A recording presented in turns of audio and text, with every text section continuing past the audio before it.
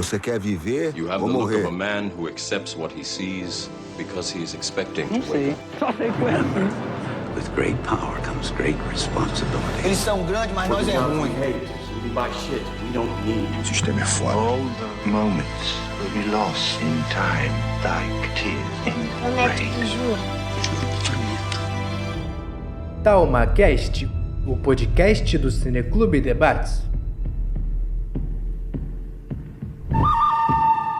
E aí, pessoal, sejam bem-vindos a mais um episódio do TalmaCast, esse episódio muito especial com o Paulo Tarden. A gente vai conversar um pouco sobre sua trajetória, sobre suas vivências, sobre sua história, dessa figura icônica para aqui nossa cidade, nossa região, no cinema e também nessa paixão pelos filmes de faroeste. Paulo, é uma honra assim, inenarrável estar aqui com você, podendo ouvir você dar esse privilégio para o TalmaCast, de poder escutar um pouco das suas histórias, das suas vivências.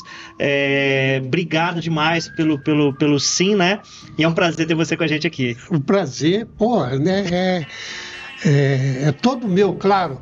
E eu tô muito feliz de estar aqui com meu primo aqui também, gente da melhor qualidade, professor da minha neta. Que está aqui atrás. Manda um oi, minha Sofia, linda. para todo mundo. Oi, Sofia. Tudo bem? Eu estou aqui meio encolhido, porque eu estou meio afastado. Tem muitos anos que a gente não está no meio de televisão, cinema e viagens. E eu estou um pouco também afônico, mas tá bom, antes morrer do que perder a vida, tá tudo certo, tá tranquilo, tá? E é um prazer estar aqui com vocês e estou à disposição. Então, eu queria começar esse bate-papo já deixando bem claro que é o primeiro de muitos, porque o nosso tempo, a nossa correria não serão suficientes para tanto conteúdo, né? Tanta história e tanta coisa legal. Como surgiu essa paixão pelo cinema, mas especificamente pelos filmes de faroeste, assim? Como é que isso tudo... isso é sua vida, né? Se tornou sua vida.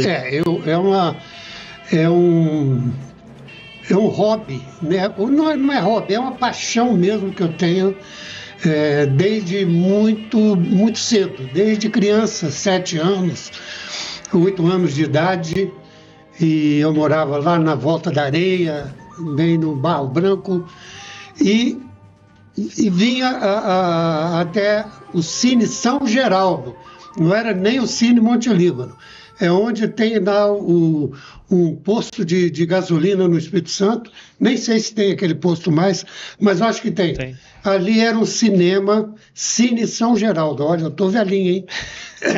Eu estou falando de 1953, 52, 53. Em 53, eu assisti um filme no Cine São Geraldo chamado Rápido no Gatilho, com Charles Terrett, que era conhecido na época, um personagem dele como Durango Kid, né? E eu fiquei apaixonado, literalmente apaixonado, e eu já brincava com as crianças da rua de mocinho e bandido. A gente já brincava, era muito comum aquilo na época. E com Charles Terrett e tal, com Durango Kid, aí o negócio desabrochou mesmo. Aí foi o start, o início de tudo. Foi um filme que mexeu com você, né? Que te impactou. Mexeu. Poderia ser qualquer um outro. Cowboy também, da época, como Roy Rogers, que era o rei dos cowboys, com quem eu estive pessoalmente depois, por 3 vezes lá na Califórnia, que era um cara super importante no mundo inteiro, cara famosíssimo no mundo inteiro. Poderia ser o Roy Rogers, depois eu falo até sobre o Roy Rogers, mas foi o Durango Kid, foi o Charles Terrett. E foi um amor ao primeiro tiro. Né? E o curioso é que daí a gente pode pensar um pouco sobre o impacto de uma sala de cinema no interior, né? No sentido de envolver, no sentido de causar um maravilhamento, né? No sentido com o cinema. E aquilo te impactou, e aquilo, a partir dali, você descobriu uma paixão que foi crescendo no decorrer, né, da sua vida, ao ponto de você se tornar um colecionador né, de filmes, e aí você começou a ter um repertório muito grande em relação a isso, que fez com que você participasse até de entrevistas na televisão, né, com o Jô, com várias pessoas. E como é que foi um pouco isso? Como é que as coisas foram acontecendo? Você foi colecionando, sua paixão era tão grande que você começou a criar um acervo desses filmes, né? E isso chamou a atenção de muita gente, né? Isso aí é o seguinte, depois desse impacto inicial, e tinham seriados de aventura, que era um complemento ali da matinê, eu fui conhecendo os outros atores, o Rock Lane, Hopalong Cassidy, Johnny McBrown, Rex Allen e dezenas de outros, Tim Holt, Johnny McBrown, já falei, e eu fui, achei aquilo, caramba, que negócio legal. Eu que só jogava bola na rua, eu falei, tem isso também, então o negócio está ficando bom aqui. Aí comecei a frequentar as matinês, passei a frequentar. Eu já estava, nessa época eu estava matando as missas, matando, o que eu digo, era igual aluno mata aula, deixando de ir à missa para ir à matinê. Eu achava muito mais interessante, verdade? Mais vibrante e tal. E faroeste, seriados, filmes de Tarzan, Bomba, Jim da Selva, filmes de aventura. Sim. Os filmes que passavam na época e que levavam milhares de crianças às salas de projeção. Né? E a gente tinha um outro programa naquelas matinês que era trocar gibi. Eu aprendi a ler no gibi, né? Eu fui, talvez, da minha sala, fui o primeiro cara a ser alfabetizado, porque teve um dia que a minha tia Terezinha Teixeira de Siqueira, irmã do meu pai, era professora aqui no Grupo Escolar Pereira Passo, hoje Roberto Silveira, né? Se não me engano, e teve um belo dia que eu comecei a ler alguma coisa, ninguém ali era alfabetizado ainda. Aí eu comecei timidamente lendo, aí ela falou, ela olhou para mim, eu parei, eu fiquei assim meio hipnotizado e um pouquinho envergonhado. Aí ela falou, não, Paulo, pode continuar a ler, continua lendo. Aí eu estava lá com o livrinho e continuei a ler. Eu aprendi nas histórias em quadrinho. Você vê como é que muita gente naquela época, tinha muitos pais que erroneamente proibiam os filhos de lerem histórias em quadrinhos, dizendo que era subliteratura. É uma burrice, porque até bula de remédio é bom você ler. Ler, tem de ler tudo. Depois você vai escolhendo as coisas melhores. Sim. Né? A grande Raquel de Queiroz, que falava isso, a grande escritora brasileira. Ela dizia, não, leia, mesmo que seja subliteratura, mesmo que seja pornográfico, qualquer coisa, leia. Porque depois que você tomar o gosto pela leitura, aí você vai selecionando o que você quer. Sim. É lógico. E assim foi. Eu comecei a frequentar as matinês e as peladas de rua, que eu nunca deixei, né? Porque, inclusive, depois, mais tarde, eu cheguei até... modéstia à parte, eu era um bom goleiro. Eu era um bom goleiro e fui convidado para treinar no Flamengo, que é o meu time de coração. E fui lá na Gávea, né? Levei até um filho meu, Vinícius, que não está aqui hoje, para depois, para ele conhecer e tal. Que legal. Um lugar maravilhoso, lindo. E eu treinei lá e, enfim... Mas a paixão pelo cinema foi muito forte naquele momento. E eu continuei.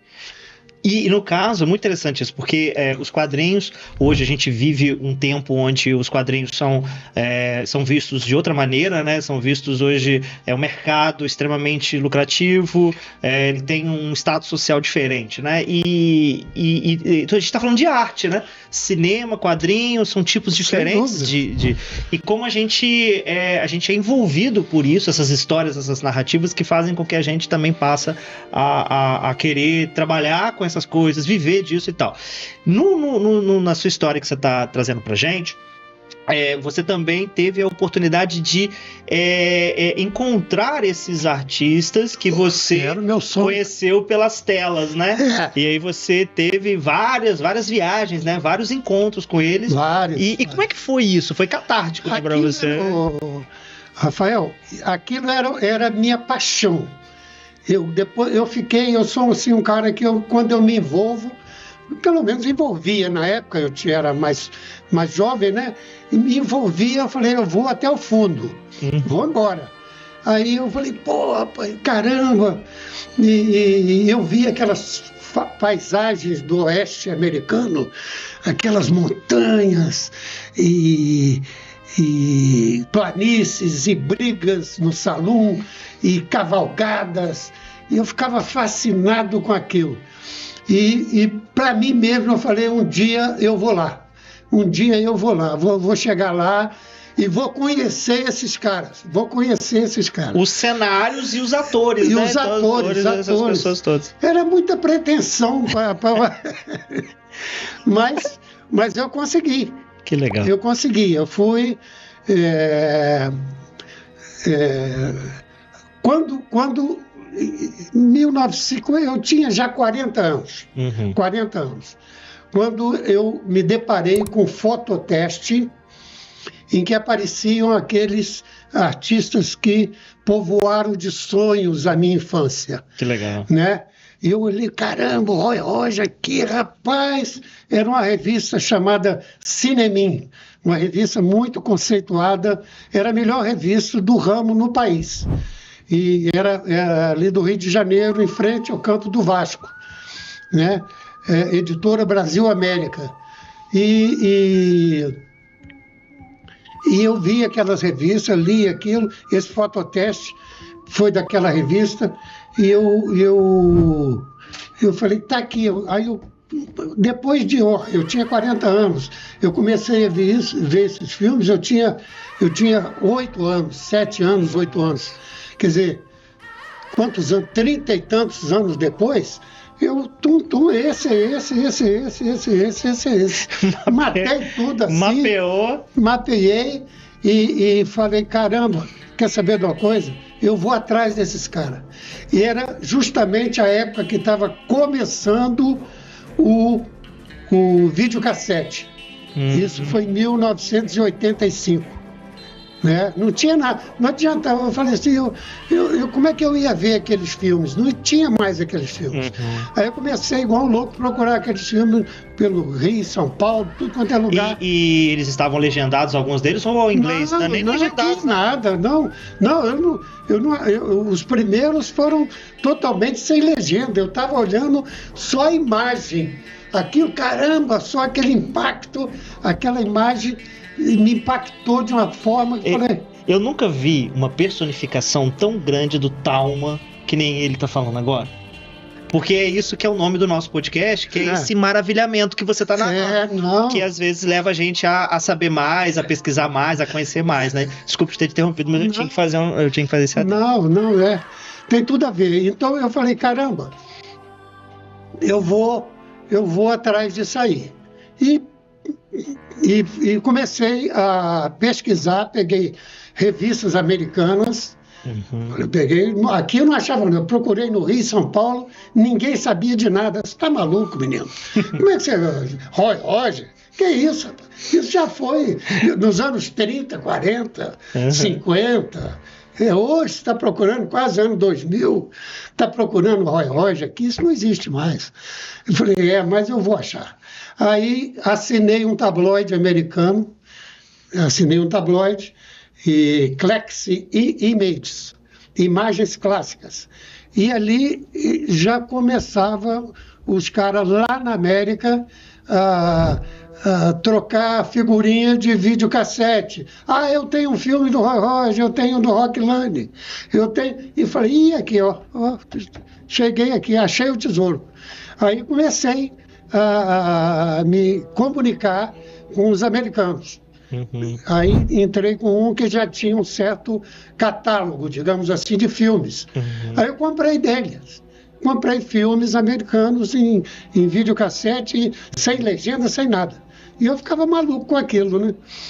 Daí uns dias eu falei, quer saber de uma coisa? Tá ficando caro. Eu fui juntando aquilo, mas naquela época, Rafael, um videocassete, para você ter uma ideia, um videozinho virgem custava $10. Caro. Então, era um negócio difícil, uma coleção difícil de você fazer pelo alto custo, né? Aí eu falei, quer saber de uma coisa? Eu vou ver se eu consigo outros apaixonados e vou ver se eu tiro umas cópiazinhas aqui, vendo para um, para outro, ou a gente faz alguma transação, quem tem alguma coisa. E assim eu fiz. E anotei, pus um anúncio no Jornal do Brasil e no Globo, no classificado, aquele negocinho pequenininho, lá no cantinho. Aí começaram a aparecer. Apareceu um de Vitória, o primeiro de Vitória. Foi o do jornal A Gazeta, é um cinéfilo lá de Vitória, famoso lá na época, e que ele ficou doido com aquilo. Esse cara é maluco, o que esse cara tá oferecendo esse filme aqui? Esse filme eu vi quando eu era criança. Aí tinha filmes nacionais também. Eu não entrei só no filme, coisa não. Eu falei, caramba, tem os filmes nacionais, as chanchadas, os filmes nacionais. As chanchadas do Oscarito, Grande Otelo, Anquito, que eu conheci pessoalmente depois. E aí o cara ficou apaixonado por aquilo e me ligou. Aqui eu sou fulano de tal da TV Gazeta. Você pode dar uma entrevista pra gente? Que legal. Falei, ele me deu uma página inteira do jornal A Gazeta de domingo. Um caderno de cultura, me deu uma página inteira. Aí caiu na mão do Jô Soares, né? Porque foi lá e... foi assim, então. Eu já peguei, o Jô já era um sucesso. Eu peguei e mandei para a produção do Jô aquela página ali.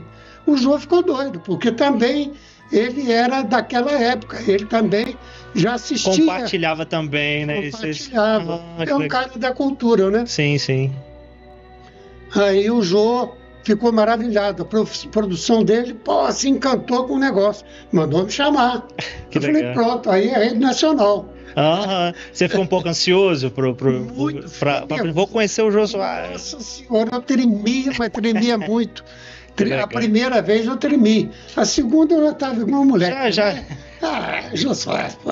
Já estava tranquilo, né? Não, ele é bacana, gente boa pra caramba, é muito engraçado. Ele é mais engraçado ainda, ele era mais engraçado nos intervalos das entrevistas, que ele parava ali, brincava com todo mundo ali, fazia umas piadas, dava um show. Era um monstro, né? Um dos caras mais inteligentes que eu já conheci na minha vida. Um dos grandes comunicadores, né, da TV. Caiu no Jô, aí eu fiquei conhecido praticamente no Brasil inteiro.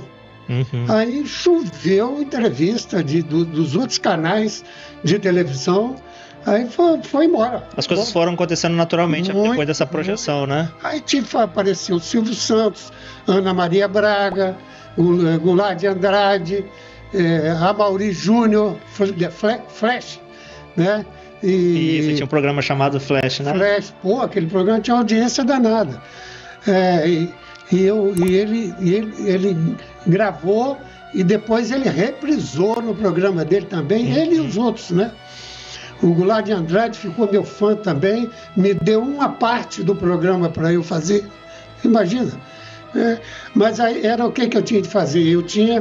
A primeira vez que eu fui lá no programa do Goulart de Andrade, Comando da Madrugada. Comando da Madrugada. Lembra disso? Lembro. O Goulart foi o cara que tornou o programa à noite, como uma coisa de primeira linha.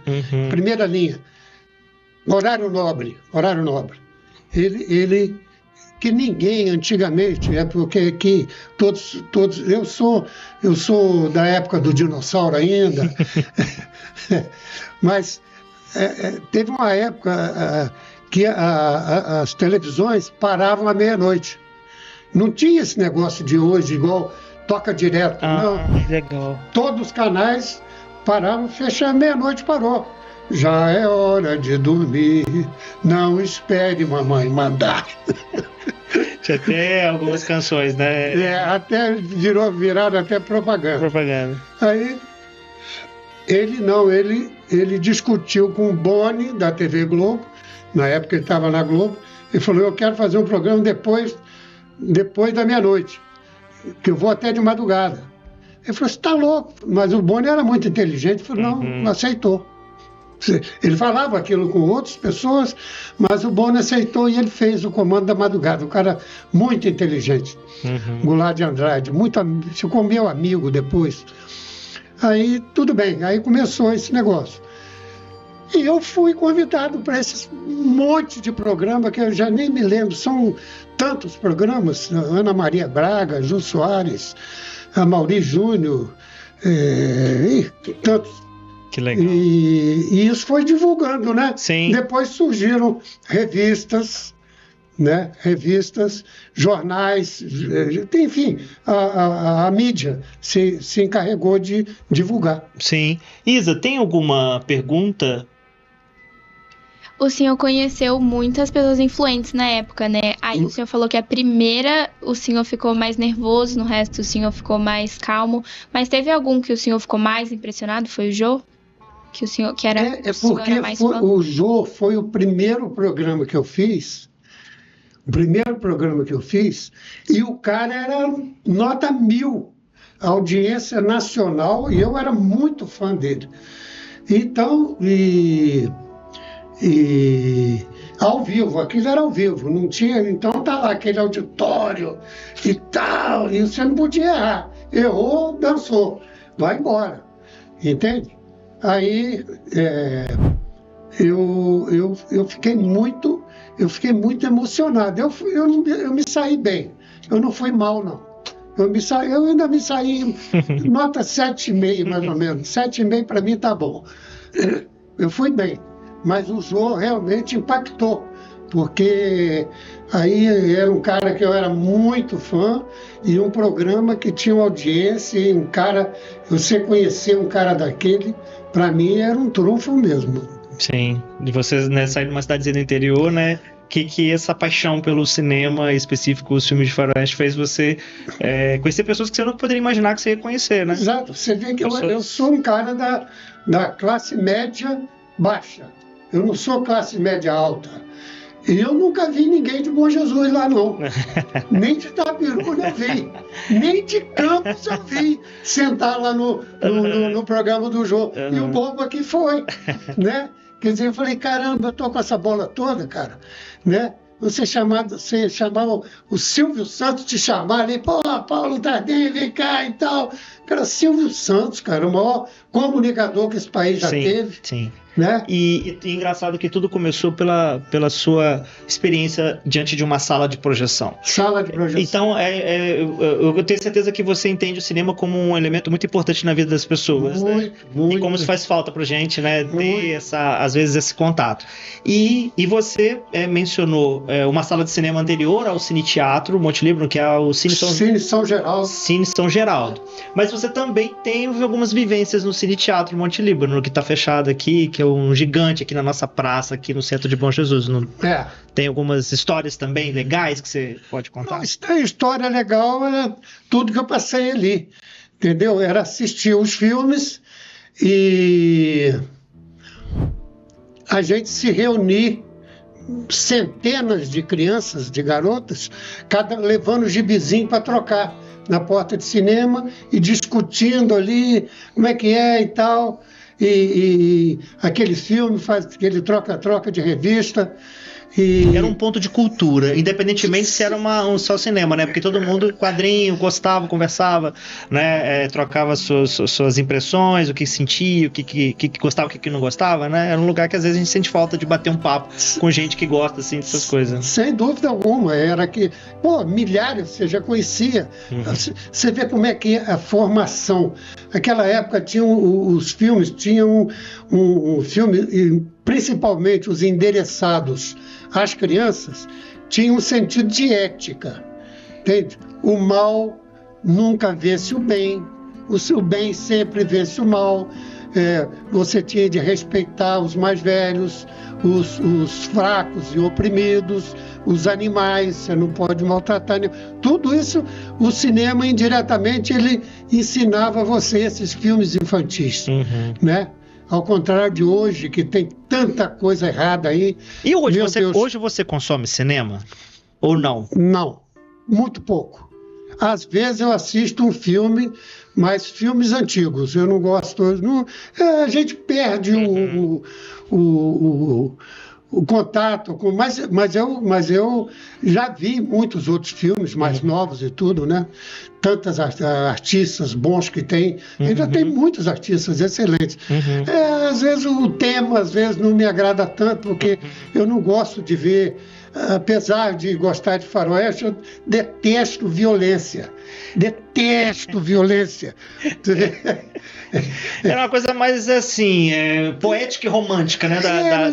Do faroeste, os né? Filmes não pelo tiroteio. Os filmes de cowboys, você pá, mas você não via buraco de bala. Naquela época não tinha sangue, ou esguichos de sangue, pedacinhos de miolos voando pelos ares. Não tinha nada era um disso. Realismo, né? Era de brinquedo mesmo. E você via o cara atirando no bandido. Era o bem vencendo o mal.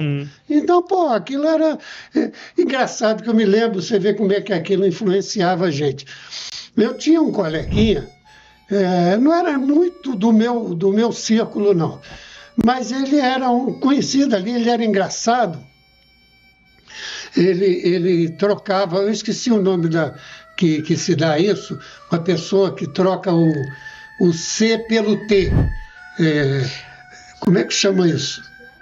Dislexia, será que é isso? Sei lá, eu não lembro. Mas eu acho que é isso mesmo. Então a gente brincava com ele, era o Manteiga. O Manteiga era um pequenininho assim, que morava lá no Liamácio. E a gente brincava muito com ele, ele era engraçado e tal. E aí tinha um seriado de cinema que chamava-se Comando Code. Aí, como é que ele falava? Tomando Todd. Até que deu certo. Era a combinação, né? A troca. A combinação deu certo. O Todd é essa bebida aí, né? E aí, Manteiga, o nome do qual seriado está passando? Tomando Todd. Mas, enfim, o Manteiga, ele era pequenininho e a gente via aqueles exemplos de você defender o mais fraco, o oprimido, etc. E teve uma vez que acabou uma matinê daquela, eu fui com ele, caminhando junto dele assim para casa, o caminho era o mesmo assim, pelo menos no início. Aí apareceu um cara grandão lá, um cara malvado, e começou a querer bater no Manteiga, ele chegou a dar uns cascudos no Manteiga, e eu era um mocinho, né, pô? Essa é a hora de eu agir, né? Você pensou? Mas aí eu falei, caramba, eu não posso deixar, pô, eu não posso deixar. Aí eu fui lá e, não, você não faz isso, porque ele é pequenininho, ele é mais fraco, isso que você está fazendo é covardia, então é você, então que eu vou pegar. E o cara dava o dobro de mim também, que eu era comprido já, meio comprido, mas magrelo. Eu falei, o quê? Aí o cara veio para me bater e eu caí fora, né? Falei, morri pra caramba. Mas, sobreviver para lutar outro dia, né? Exatamente. Mas aí peguei umas pedras lá, né? Naquela época a gente jogava pedra nos outros. Peguei umas pedras, lasquei umas pedras nele. Mas salvei o Manteiga. Sim.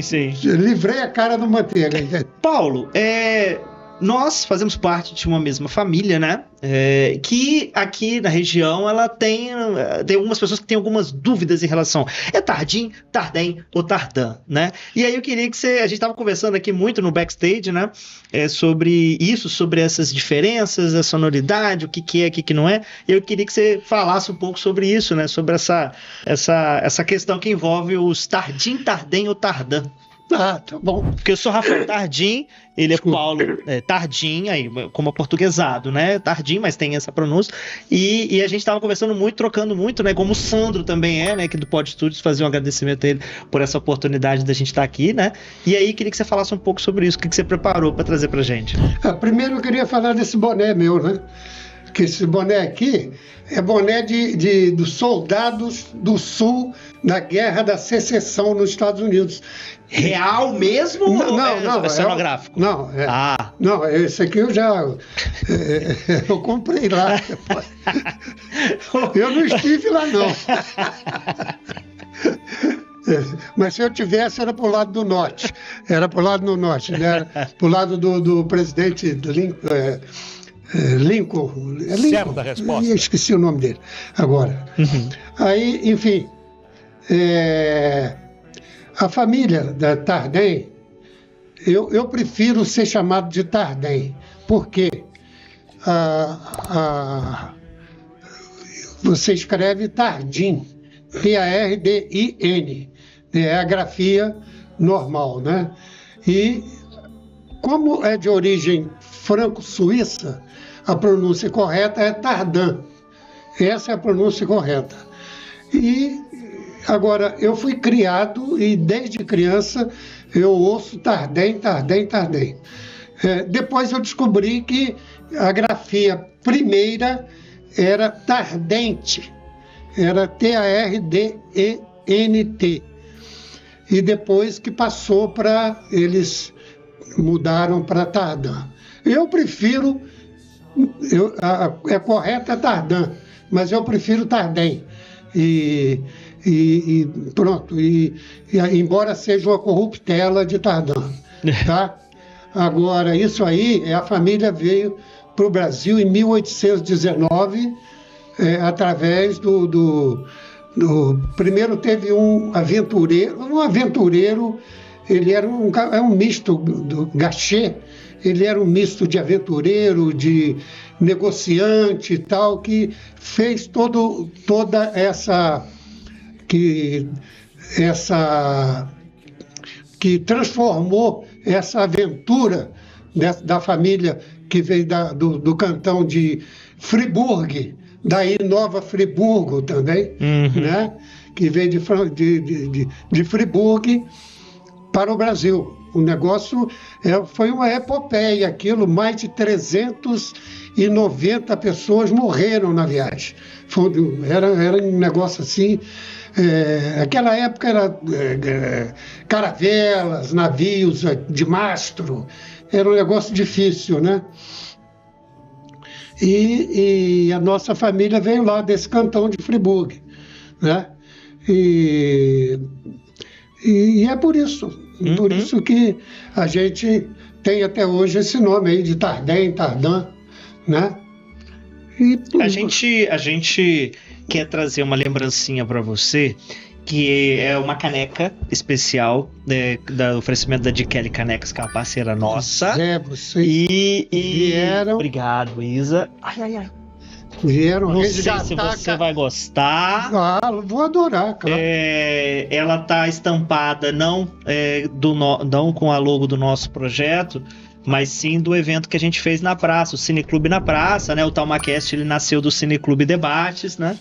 E a gente fez o Cineclube na Praça esse ano legal, aqui em Bom Jesus, trazendo filmes construídos aqui que retratam a história e a cultura local. E a gente queria te dar nessa recordação desse momento incrível que a gente tem com você aqui. Vou adorar, vou pôr lá na minha sala lá de troféus. Que isso, é uma honra pra gente. Um retrato dos meus artistas, né, que eu conheci, muitos deles. Que legal. Inclusive o Roy Rocha. Bom, isso aí vai ficar para outro papo, né? Isso que eu queria falar com vocês que estão nos assistindo. Esse foi o primeiro de muitos episódios que a gente vai fazer com o Paulo. Paulo, quero te agradecer demais, porque o tempo é muito corrido. Eu entendo. Tanta memória, tanta história, tanta coisa legal. Mas eu creio que a mensagem, né, de tudo que você trouxe sobre como o cinema, né, o audiovisual impacta e a gente de tal forma que a nossa vida, a nossa jornada, a nossa existência se mistura com essa arte, forte com essa manifestação. Eu acho que você é a prova viva disso, né? E foi muito curioso ter ouvido você falar também dos quadrinhos, porque eu também sou amante dos quadrinhos e muita gente gosta, e às vezes acaba nessa de, poxa, eu queria tanto conversar com alguém que também é apaixonado como eu, mas aí tem essa surpresa, escutar essa de você, esse relato, essa experiência também com os quadrinhos é incrível. E eu que sou bonjesuense, escutando essas histórias sobre o audiovisual local, sobre o cinema, pra mim é muito enriquecedor, é uma paixão que eu também tenho. O Cineclube Debates nasceu no IFE pra resgatar essa história, e assim, eu tô muito feliz. Hoje é um dia muito especial pra gente, encerrando meu troféu. A temporada. Eu não peguei no Jô, peguei aqui. Ai, nossa, desforrei. Caneca, hein? Muito obrigado, Paulo. Valeu, espero obrigado, que você tenha gostado. Rafael. E tem, se você quiser se despedir do público também, falando alguma coisa ou não, a gente pode encerrar, fica à vontade. Não, é agradecer a paciência de todos até agora, né? Comigo aqui, com o velhinho aqui, com quase 80, a memória já não está lá, a garganta também não está muito boa, mas é um prazer imenso falar para minha comunidade, para minha cidade, para minha região e para o Brasil inteiro, né? Porque isso aqui agora... A gente vai tentar pelo menos jogar na rede para ver onde vai, né? Eu já tive um documentário, eu tenho um documentário... Estará na link desse vídeo, hein, pessoal, aí no episódio. A gente tem esse link. Eu tenho um documentário que é um orgulho para mim, foi um super documentário e que foi filmado aqui em Bom Jesus comigo e que foi exibido na China, nos Estados Unidos e na Espanha. Nossa, que legal. Com legendas em inglês. É esse que tem como de fundo em alguns momentos da sua fala o Cine Teatro, que você foi né? Isso. Sim, a gente vai disponibilizar para as pessoas também. Que é importante. Chama-se Longe do Oeste. Isso. Longe do Oeste. É um espetacular. Que foi um Tarden também que... Sim, na produção, diretor. Isso. Renato Tarden. Escapou mais rapidamente. Gente, a ideia nossa, a gente está encerrando essa temporada, fazer um agradecimento ao Felipe, ao Sandro, por permitir que o TalmaCast esteja no YouTube. Agradecer a Isa, que chegou nessa temporada trazendo tanta coisa legal, tanta coisa rica, como nossa bolsista, uma linha temática, um podcast inteiro dela, conduzido por ela, e a gente então tem uma projeção muito legal para o ano que vem. Agradecer a Sofia, que está aqui, a neta do Paulo, minha aluna lá no IFE, lá, que assim, é muito emocionante ter esse encontro familiar, né? Como é que a vida vai jogando a gente. Isso é que é importante. Isso é legal demais, também foi uma grande descoberta. Amo o Francisquinho, né? Todas são francisquetes aqui, né? Gosto muito do Francisquinho. Mas, assim, a ideia é que então você acompanha este e outros episódios, né? Também no Spotify, no TikTok, no Instagram. Muito conteúdo diluído aí, tá bom? E a gente se vê, então, em 2025. Se esse episódio for lançado em 2025, então já estamos aqui em 2025 e a gente vai se ver aí nas semanas, porque a gente tá com uma demanda muito grande também de edição. E é isso, gente. Paulo, muito obrigado, tá? Valeu. Tá na história desse projeto. Muito obrigado. Hein? Valeu, até a próxima, hein? Até a próxima. É isso, gente. Até mais. Valeu, gente.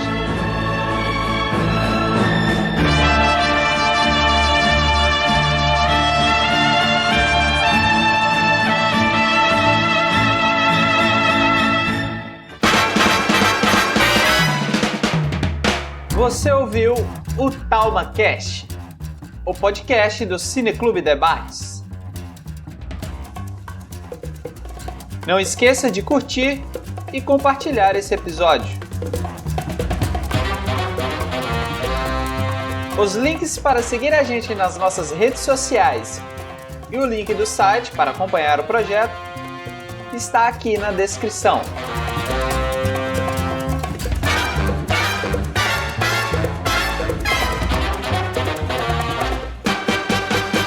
Quem assina essa edição é o William Gil, que no caso sou eu, ou Will. Para você que nos escutou até aqui, o nosso muitíssimo obrigado.